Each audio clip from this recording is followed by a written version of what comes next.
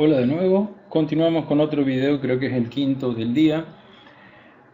Quedamos en la parte de lista de quits, donde habíamos visto determinadas características y ventajas de tener, por ejemplo, dos columnas agregadas a cada uno de nuestros quits, qué papel vamos a tener dentro de frente a determinados clientes como vendedores y qué papel como compradores, qué documentación le vamos a pedir en determinados casos y qué comprobantes vamos a emitirle en determinados casos, que no siempre son iguales. Y obviamente nosotros acá en este punto, a pesar de que no estamos facturando, pero sí vamos a estar controlando qué es lo que facturó el cliente.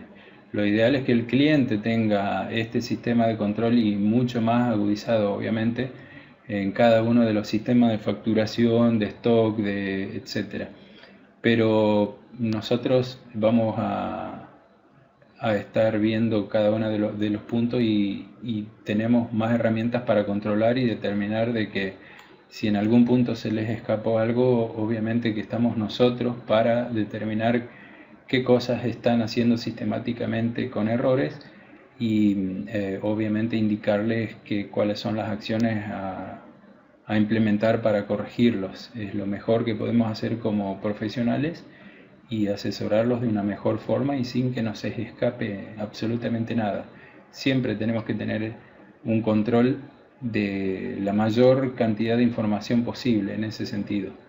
Bien, vamos a recurrir al PowerPoint que hice porque a veces hay cositas que se me van a pasar. Bueno, vimos dashboard, vimos vencimientos, vimos el tema de lista de quits. Anexo 2. ¿De qué se trata el tema de anexo 2? Muchas veces no tenemos información completa a la hora de culminar determinados procesos, como el contable, y en este sistema yo lo que trato es de que se tenga un control de por lo menos la mayoría de las cuestiones. Y Anexo 2 es una herramienta que implementé, no la vi hasta ahora en ninguno de los sistemas que me tocó trabajar en los distintos estudios contables donde estuve trabajando, pero que es muy útil porque, por ejemplo, yo en la misma registración ya se supone que tengo que ir teniendo, como en este punto, por ejemplo, cuáles son las actividades, si yo tengo el subdiario de ventas, cuáles son las actividades en las que está dado de alto este cliente y cuáles son las imputaciones contables que van a corresponder a cada una de esas actividades. Dicho sea de paso, eso me va a servir para contabilidad, para ingresos brutos y no solamente para FIP, es decir, para varias cuestiones. Me va a servir incluso para el CM05, luego cuando yo tenga que hacer el coeficiente unificado para el año siguiente, y al margen de que tengo tiempo hasta mayo, pero de todas formas yo no puedo estar en enero volviéndome loco buscando toda esa información. Bien, en resumidas cuentas, lo que Anexo 2 trata de hacer es unificar las distintas tablas y emparejarlas con respecto, por ejemplo, a la parte de ventas, como vamos a ver acá, y donde hay cierta paridad. Por ejemplo, Anexo 2, nosotros tenemos cierta paridad con respecto a las equivalencias, ya sea en el código del CM05, donde vamos a tener un determinado código para los ingresos. Eso le va a corresponder una descripción, bueno, en determinados artículos, si es el artículo 13, si es el artículo 2, si es bueno, en algunos casos yo no cuento con toda la información, como para, ni tampoco tantos ejemplos como para pulir todos los casos. Acá, por ejemplo, ahí vemos que teníamos artículo 6, artículo 11, los que se van por regímenes especiales. Artículo 2, lo que no tiene ninguna descripción, básicamente podríamos encuadrarlo dentro del artículo 2. Estos que son puramente agropecuarios y productivos, casi todos van en la parte de convenio en el artículo 13. Por un lado, entonces tenemos emparejado lo que es lo que es la codificación de convenio con lo de NAES, es decir, este nomenclador tiene cierta equivalencia con el de convenio y con el de AFIP. Es decir, a nivel nacional, las actividades que tenemos a nivel nacional, a nivel de convenio y a nivel de AFIP, nosotros tenemos 3 tablas que en cierta forma muchas veces tienen los nombres incluso muy parecidos, así que esto está todo unificado y una sugerencia de determinado artículo, porque tampoco es que se debe utilizar ese sí o sí, y vamos a tener los distintos porcentajes, las alícuotas en cada una de las jurisdicciones. Obviamente que nosotros no vamos a poder rellenar absolutamente todo porque son 49.000 tasas que tenemos en equivalencia, pero de las que nosotros normalmente utilicemos, a ver si encuentro rápido alguna de las que tenemos de las actividades de ejemplo. Acá por ejemplo vemos, acá yo utilicé 2 y cargué 2, que son de ventas al por mayor de aberturas. En todos los casos coincide prácticamente el nombre, van por el artículo 2 y tenemos en estas dos jurisdicciones al 3% la tasa, tanto en Cava como en provincia de Buenos Aires. Con el correr del tiempo lo ideal es que nosotros vayamos completando esta tabla y no tengamos que estar recurriendo a otros lugares, sino que sea como un almacén de donde nosotros nos nutramos toda la información posible en lo que respecta a las actividades y en lo que respecta, luego obviamente eso va a impactar en el plan de cuentas. Acá esto, a pesar de que todavía no está desarrollado la parte de contabilidad, es la idea para más adelante, pero por lo menos ya están emparentados los distintos códigos que corresponden a las actividades, y esto, por ejemplo, este ejemplo que vamos a ver, tenemos 4 actividades de ingresos y bueno, la parte de venta de bienes de uso, que no tenemos un código en el plan de cuenta, pero no tenemos obviamente en ese anexo 2 una interpretación de una venta de bien de uso, no la podríamos implementar en ese punto. Y computable en ingresos brutos está puesto que no, obviamente. Y la jurisdicción que corresponde a cada una de estas actividades para el ejemplo en cuestión.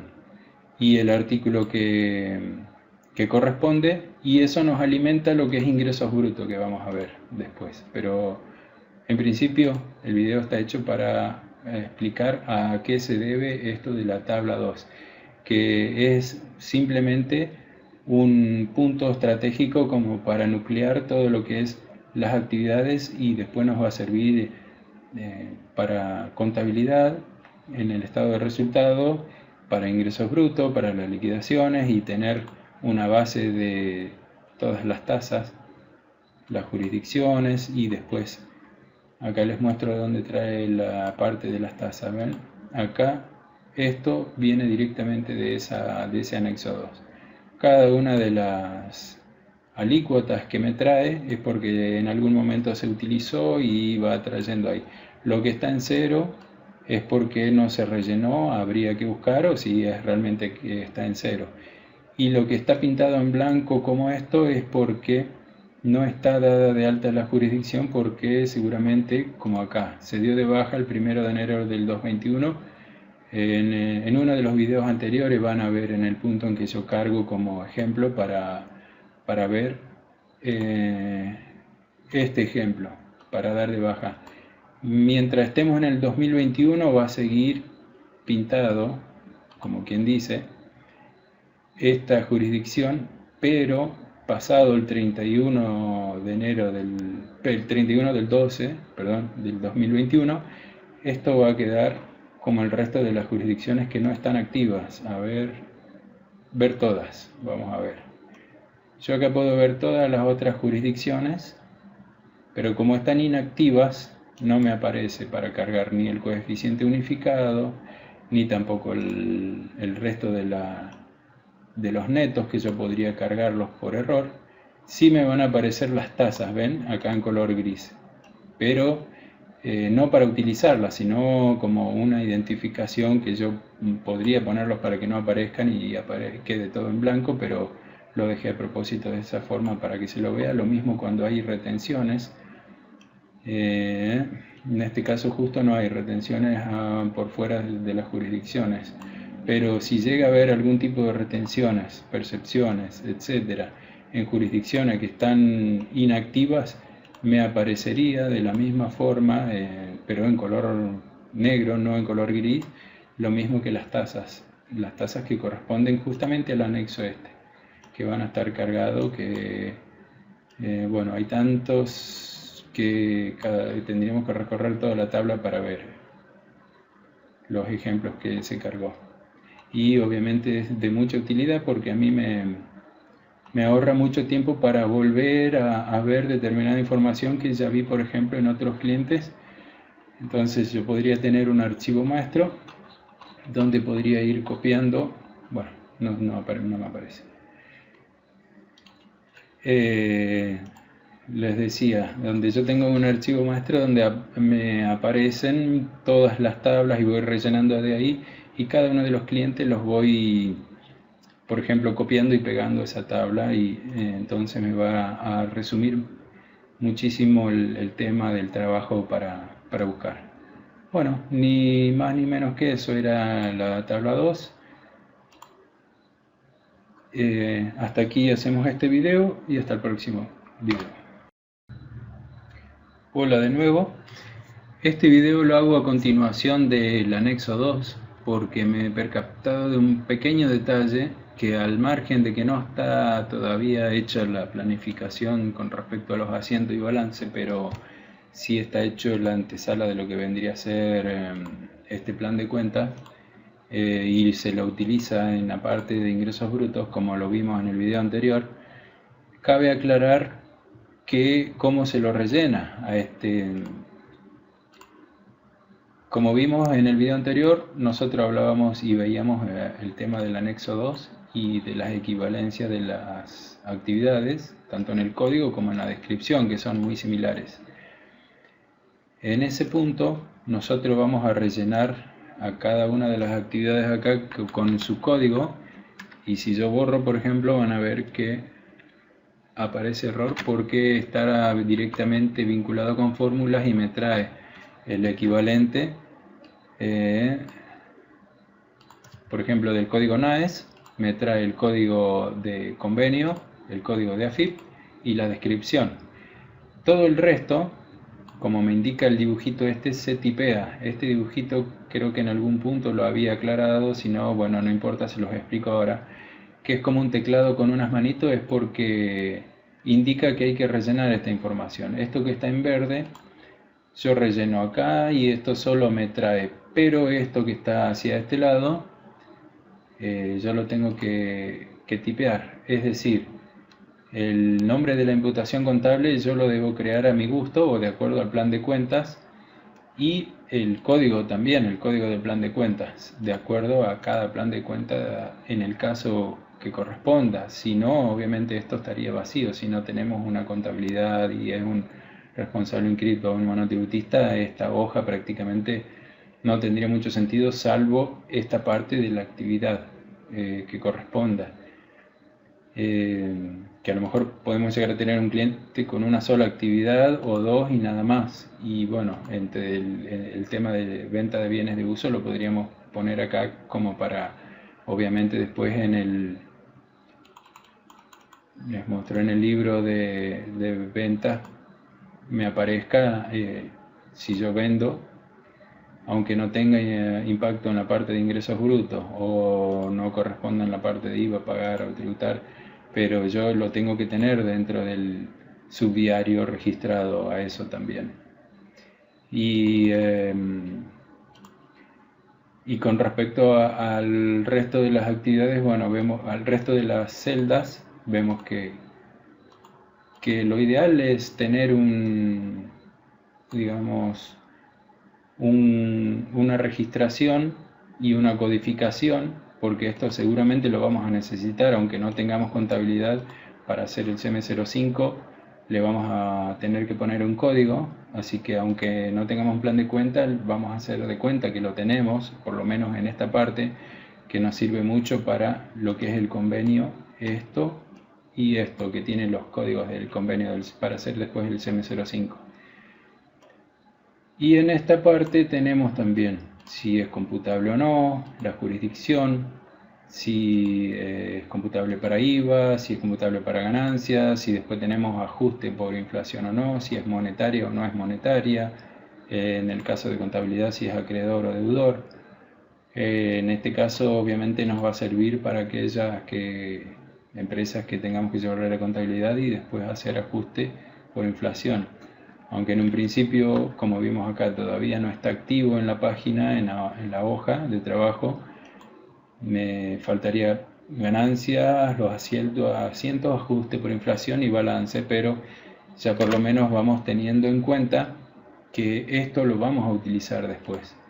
Y sería una buena práctica ir ya familiarizándonos con cada uno de los puntos, ir rellenándonos, aunque solamente por ahora lo utilicemos para convenio, que sería esto y esto, y esto, por ejemplo, que es básicamente para todo, para IVA, para convenio, para contabilidad, etcétera. Bueno, ese puntito nada más le quería aclarar que no me di cuenta en el video anterior de hacerlo.